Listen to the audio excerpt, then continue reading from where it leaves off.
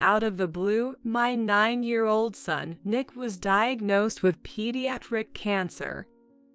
Nick had been complaining of persistent fatigue, and while I never thought it was just regular tiredness, pediatric cancer was the last thing on my mind. From that day, he was forced to be hospitalized for tough treatments. Just being lazy, right? Trying to gain sympathy with something as far-fetched as pediatric cancer. How attention-seeking can you be? Even when I told Michael about Nick's illness, he didn't take it seriously.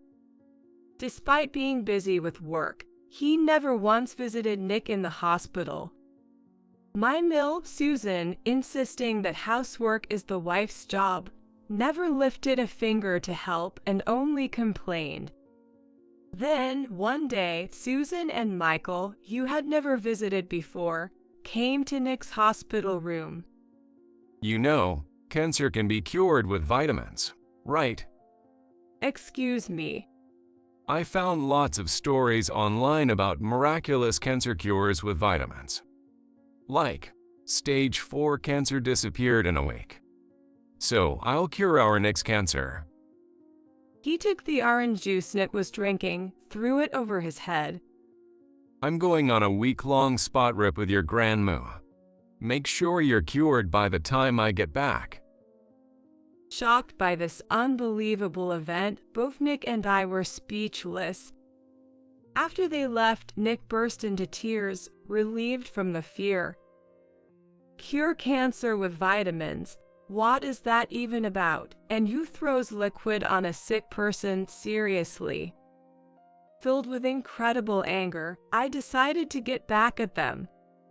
Little did they know, a shocking truth awaited them a week later. I married my first husband, David, when I was 26. He was 4 years older and had been my tutor when I was preparing for high school. After I started working, we reconnected as colleagues. They gradually moved from reminiscing to talking about the future and got married. That's the background of the situation. The following year, Nick was born. Just as our new family began its journey, David passed away due to illness. He had felt fatigue but didn't seek medical attention due to work. One day, he collapsed at work, and upon examination, it was discovered he had cancer. He started treatment immediately, but the disease progressed rapidly, and he passed away 3 months later. Years later, I remarried my current husband, Michael. Initially, I worried about how Nick and Michael, not related by blood, would get along. But gradually, they grew closer, and one day Nick asked if he could call Michael Dad. Surprised, Michael and I exchanged looks, but we knew this was our answer and considered marriage seriously. Our meeting with Michael's parents went smoothly, and they adored Nick as their own grandchild. It was Michael's first marriage, so we invited family and close friends for a wedding ceremony. You would have thought I'd have 2 weddings. I joked with my friends. It was a heartwarming ceremony. However, the seemingly happy in-law family had its issues. Michael's younger brother, who married before us. Michael had moved out when he started working. Marriage was unthinkable, it seemed to be his favorite saying. And his serious brother-in-law decided to take over his parents-in-law's family, got married, and lived with them in the in-laws' house. My mother-in-law, Susan, seems to be at odds with my brother-in-law's wife, Alice, and her complaints about Alice always enter into the conversation, which made me uncomfortable. I didn't want to take sides based only on her complaints, nor did I feel right asking Alice about it. So, I mostly nodded along and ignored her rants. But this seemed to encourage her to increasingly intrude into our home. She started staying over for various reasons, and before I knew it, she was staying over half of the month and eventually moved in with her belongings. She began acting as if she owned the place, and her attitude towards me and Nick changed. At first, my mother-in-law was kind and understanding to me and my son. She began to say sarcastic things that were not important to us. Before remarrying, I was working part-time, getting by with the help of David's estate. Even after remarrying, I continued working part-time, albeit less frequently, to contribute a little extra. Considering Nick's future, having more money is always better. However, Susan implied that my working part-time meant Michael wasn't earning enough and kept telling me to quit. After all, you're a mom and should prioritize parenting. I've never once neglected Nick because of my job. We've managed just fine together. But then, Susan started making snide remarks to Nick. You're the reason your mom struggles. Your new dad even feels embarrassed about you in public. She blamed Nick for making Michael feel uncomfortable and started forcing him to do middle school level workbooks, which were too advanced for a child in lower elementary. He hasn't even learned the basics, and she's making him do middle school workbooks. Of course, Nick couldn't answer any questions and ended up crying. She'd even take away his meals, saying his crying was annoying and that boys shouldn't cry so much. Gradually, Nick became afraid of her and started avoiding being alone with her. What an unlovable brat. He lacks cuteness because he doesn't get enough motherly love. What kind of parenting is this? She said it so that my son could hear her, so my son would often say sorry and apologize to me. It must have been hard for him that I was being blamed because of him. If I confronted Susan directly, she'd take it out on Nick, so I gradually became unable to voice my opinions. But considering Nick's welfare, I couldn't stay silent. I waited for Michael, who was often away for work, to come home and then shared everything about Susan's behavior. But he didn't believe me, insisting that his mother couldn't possibly say such things or treat a child badly. You say my mom's terrible, but maybe you're the one being harsh to her. What? I've heard complaints. You can handle the housework properly. Since we can live on my income, just focus on the house and stop working outside. I was baffled. I'd been told to quit my job but had never forced housework onto Susan. In fact, I had never seen her do any housework. She'd just sit around like the lady of the house, ordering me around. She complained about the seasoning of meals, but I'd never had a chance to taste her preferred seasoning. How could I guess flavors I've never tried? I'm not a mind reader. I almost spoke back many times but always held back, fearing Nick would become her target. Gradually, Michael's attitude toward Nick and me became colder. Still, coldness was bearable. Sometimes he'd get so angry it was as if another personality had taken over. He never hit us, but he'd throw things, sometimes hitting Nick. Once, when Nick cried from pain and fear, Michael dragged him outside, saying to stay there until he stopped crying. I shielded Nick, ready to be hit, but luckily, Michael lost interest, muttering it was a turn-off. He must be stressed from work. I fought, believing he'd return to his kind self if he calmed down. I decided to endure, prepared to protect Nick from harm, but it wasn't easy. Amidst these unresolved issues with Susan and Michael, Nick turned 9. He loved basketball and started attending a clinic held by an amateur basketball team. Having something to focus on and less time facing Susan, he seemed much happier. Then, one day, he started feeling unwell. At first, I thought he'd overdone it with basketball and let him rest, but a week passed without improvement. It seemed to worsen, so I took him to the pediatrician we'd always relied on. They suggested we get more thorough tests at a larger hospital. I was clueless about big hospitals. The only experience I had was when David was treated.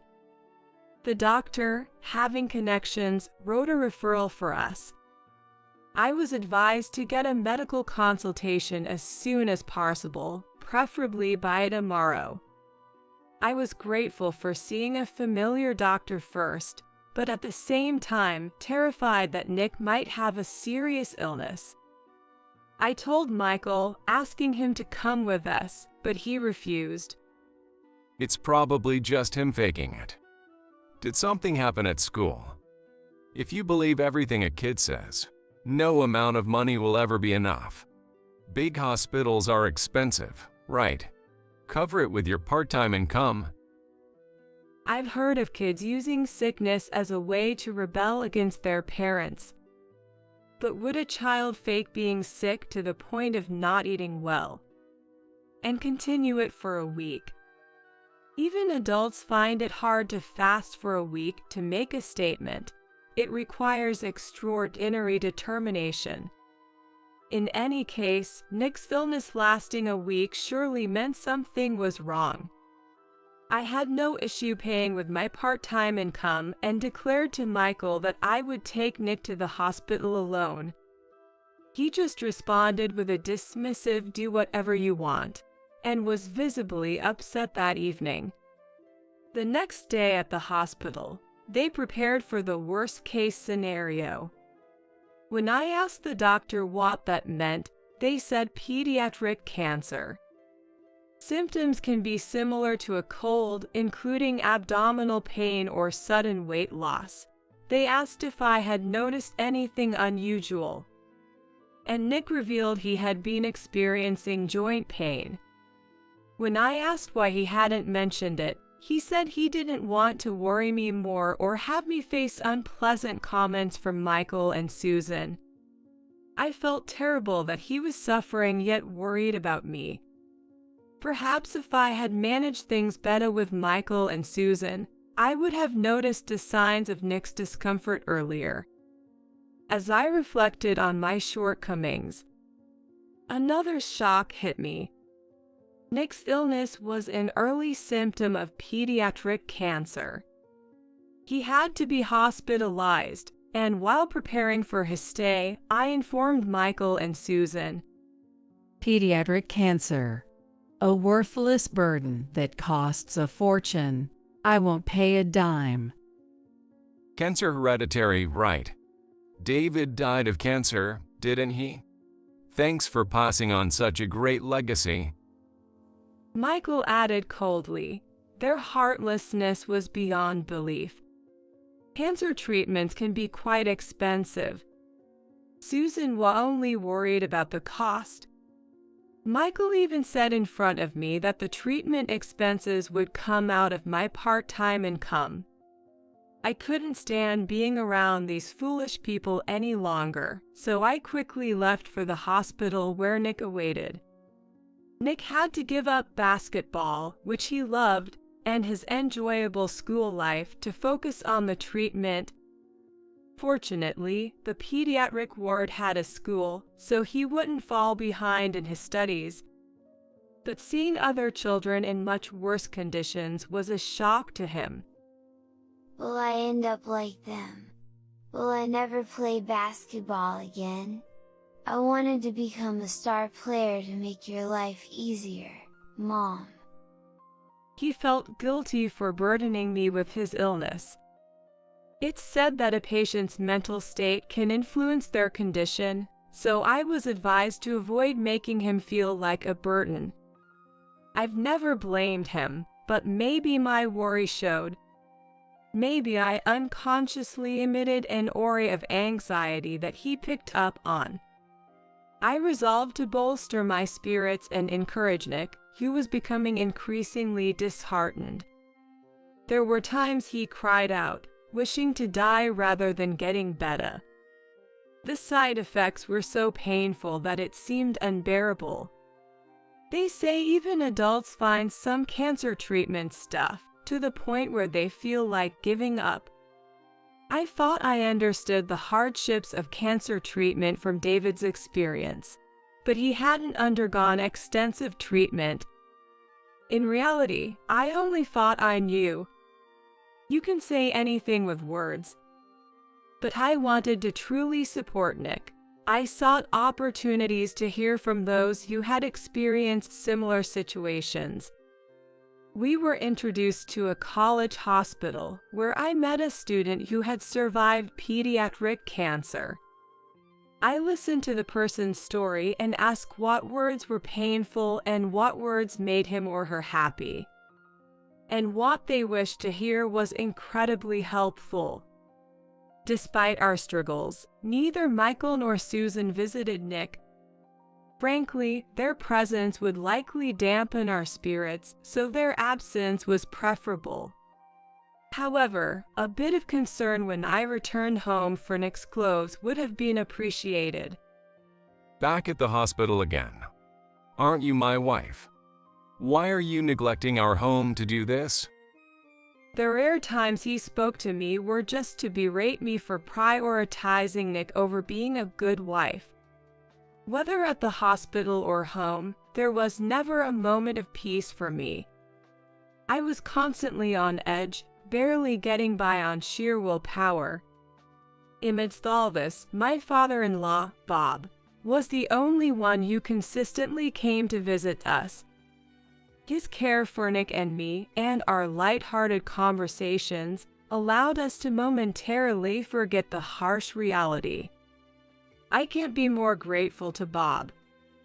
It was also a joy to see Nick, who usually seemed uninterested, smile more whenever his grandfather visited. Bob once confided in me that he had lost a close friend to cancer. Having witnessed the burden on the caregiving family and his friends struggle with harsh treatments, he expressed a desire to help us in any way he could. Just knowing his intentions was enough for me. I wish that Michael and Susan, who I live with, could have even a tenth of Bob's compassion. But expecting something and being let down hurts more, so I decided not to hope for anything. One day, Susan and Michael, who had shown no interest in Nick's battle with illness, came to his hospital room. How long do you plan to run away from home like a teenage rebel? The house is a mess because you're not there. A wife has her duties, right? When it's time for someone to die, they'll die, so just leave it be. The cure for cancer is just a matter of luck anyway. Cure for cancer a matter of luck. Everyone dies eventually. What are those the words you say in a ward where many are striving for recovery? Were they always this despicable?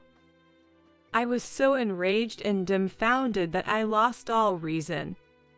There are things you should and shouldn't say, right? There's a time and place for everything, isn't there? Don't you, who have lived many times longer than Nick, know that? Maybe you both should get a brain scan.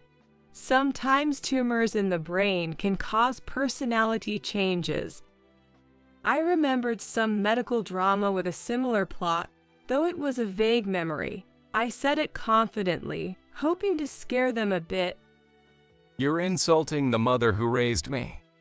Your son's weak and got cancer because of your poor parenting, right? I read online that cancer can be instantly cured by just taking vitamins. I'll cure him. Michael grabbed Nick's half-finished orange juice and poured it over his head. It was a move so unexpected that I couldn't intervene. Nick and I were so shocked that we could only stand there, stunned. Michael and Susan pointed and laughed at us. I'm going on a trip with Mom. If your stupid sin's illness isn't cured by the time we return, who knows what we'll do. Keep that in mind. Make sure you clean up the house by the time we're back. They left the room after their one-sided tirade. As the tension eased, Nick burst into tears, overwhelmed by fear. The nurses rushed in upon hearing the commotion, busying themselves with cleaning and changing the sheets. Meanwhile, Nick and I waited in an empty room. I apologized to Nick for making our supposedly normal life, especially our home, a place of fear for him. I regretted my naive hope that reducing contact with Susan could somehow make things better, and for enduring these past years, I apologized to Nick. He comfortingly said he endured the mean granny just like I did, showing his kind nature. I vowed to exact an unforgettable revenge on Michael and Susan for their cruel words to Nick. About a week after making my vow of revenge, Michael called me. Hey, why can't I get into my own house? What kind of wife locks out her husband? Do you forget his providing for you? His voice was so loud, it rang in my ears, even with the phone's volume down. When did that house become his, anyway? That house was inherited from David. Michael suggested we start our married life there since his apartment lease was nearing renewal. He had said we'd eventually move to a new place, but there was no sign of that happening. Before remarrying, a friend of David had offered to buy the house, offering a price above market value. I considered it, thinking we'd move to a new home after remarrying, and Michael might feel uncomfortable in David's house. The offer was tempting, with the location and layout being ideal, and they were willing to meet my asking price. However, I couldn't part with the memories of David and kept the house. I told them we could discuss it again when I was ready to sell. However, Michael never mentioned moving out, and Susan made herself at home, leading to our current situation. I recalled someone saying that memories aren't in things but in people's minds. It's only now that I truly understand that sentiment. Albeit a bit late. I should have sold the house when Susan started to overstay. When I approached David's acquaintance about selling the house, although it was belated, they were delighted to help. They even apologized for bringing up the sale during a time when I was grieving. The paperwork for the sale had already been completed. They were considerate about my move and Nick's illness, agreeing to work around my schedule for handing over the house. I was grateful, but to truly get revenge on Michael and Susan, I moved out promptly. I sent Michael and Susan's belongings to their family home, charging them for the shipping. Nick and I took only the essentials and had already moved into our new place. When Michael kept insisting it was his house, I reminded him it was inherited from David and belonged to me. He was momentarily taken aback but quickly retaliated. Even if it's true, you had no right to make decisions without consulting me, who lived there with you. I paid for the maintenance, so it's my house. Living in the house, we also faced issues like poor water flow and faulty toilets, signs of deterioration. He argued nonsensically that because he had paid for some repairs, the house belonged to him. I ignored his reasoning and declared my intention to divorce him. Hearing our conversation, Susan interjected. What an ungrateful woman. After accepting you, a remarried woman with baggage, as a daughter-in-law, you want a divorce? Women like you are a nuisance wherever you go. I'm saying I'll disappear from your lives, which should make you happy. Why not just agree to the divorce? You should be relieved to see me go. be honest for once. Caught by the truth, Susan fell silent. I didn't think this gave me the upper hand, though. I had to be extra cautious and not give them any advantage. When I discussed selling the house, David's acquaintance asked if something had happened. I confessed that I had planned to sell the house inherited from David once I found a new place to live with Michael. However, that was delayed due to his procrastination and Susan's domineering presence. I had given up on mending my relationship with Susan long ago. I admitted my indecisiveness in hoping Michael would return to his former self. The acquaintance, after hearing everything, sympathized with our situation and introduced me to a competent lawyer. The lawyer, very supportive, assured me we'd pursue a divorce that would lead to happiness for us. I initiated the divorce through the lawyer, and Michael eventually agreed, finalizing it. There was a reason David's acquaintance was so helpful. They were executives at a company that did business with Michael's employer, and Michael was the responsible officer for that account. When they requested a change of personnel from Michael's company, he was summoned by his boss, who demanded to know what offense he had committed. The company didn't want to lose a major client. Michael, clueless, denied any wrongdoing. However, upon further investigation by his boss, it was revealed that Michael had a bad reputation, and his colleagues confirmed he had been cruel to his stepson. I heard that Michael was going around telling his colleagues and subordinates that his stepson was weak, stupid, and useless. Just recently, he boasted about curing Nick's supposed pediatric cancer by pouring vitamin-rich orange juice over his head. A subordinate checked the website Michael mentioned, finding it suspicious and linked to a scam recently exposed in the news. The organization Michael was involved with turned out to be the seller of so-called miracle water at outrageous prices. When he was severely reprimanded by his boss, he defiantly responded, "Does it matter to the company what I do to the kid? It's none of your business." He even bragged about how he had disciplined Nick. The company pointed out his behavior deviated too much from normal societal standards and told him it was too risky to keep such a person employed in this day and age. He was fired. Later, he heard rumors that an executive at a client company was acquainted with me. In reality, the person was a friend of David, but rumors often get twisted. Panicked Michael sought my help. He showed up at my workplace, unaware of my new address. It turns out David's friend had been making moves, complicating his efforts to find a new job. Even without their interference, he would have had to explain his firing from the previous company. There must have been a significant reason for it.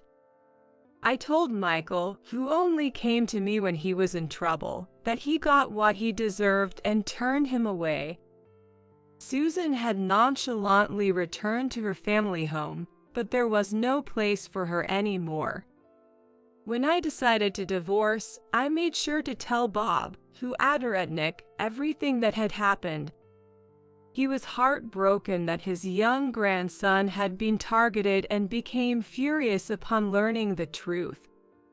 The fact that Alice had also been mistreated by Susan came to light, and he finally lost his patience with her. When Susan returned as if nothing had happened, he told her they were getting divorced. Initially, she resisted, but then agreed, thinking it was better to receive alimony than to stay with an unwanted Alice and a husband who no longer cared for her.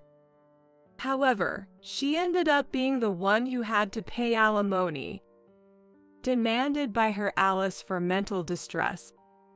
Michael, who had been temporarily staying with Susan, was also kicked out of the family home after Bob discovered their mistreatment of me and Nick. Susan and Michael are now living together in a run-down apartment, surviving as best as they can. He struggles to find steady work, managing only to get by with day labor. Susan, having been a housewife for years, refuses to work, and they are constantly fighting, each blaming the other. Their loud arguments have even led to noise complaints and warnings from the police. Both are to blame. Susan initiated the trouble, and Michael went along with it, but he shares the responsibility from the moment he participated. As for Susan, she seems too stubborn and thick-skinned to be affected by any downfall. After everything was settled, Bob visited me and Nick once. He was deeply apologizing for the actions of his wife and son. He wished us happiness and quietly gave me some money as compensation, which I initially refused. But he insisted, saying it was the least he could do since he couldn't be there to see Nick recover. Once I divorced, Nick felt a sense of relief from being free of the fear and control of his stepfather and grandmother, and his mood stabilized. The doctor started noting his good condition more frequently as he became more positive. Having goals helped him endure tough treatments without complaints. His efforts paid off, and he was granted temporary discharge. If there were no issues, he could gradually return to normal life while continuing treatment. Over time, his condition further stabilized, allowing him to attend school with some restrictions. Though he sometimes needs to be hospitalized, it's not for as long as before. He sets small goals for himself, like things to do or eat after his hospital stays or treatments, focusing on his recovery. This school and its students are understanding and supportive, giving me peace of mind when sending him there. I feel relieved and happy seeing his steady recovery. Now, I'm determined to walk towards greater happiness with Nick, side by side.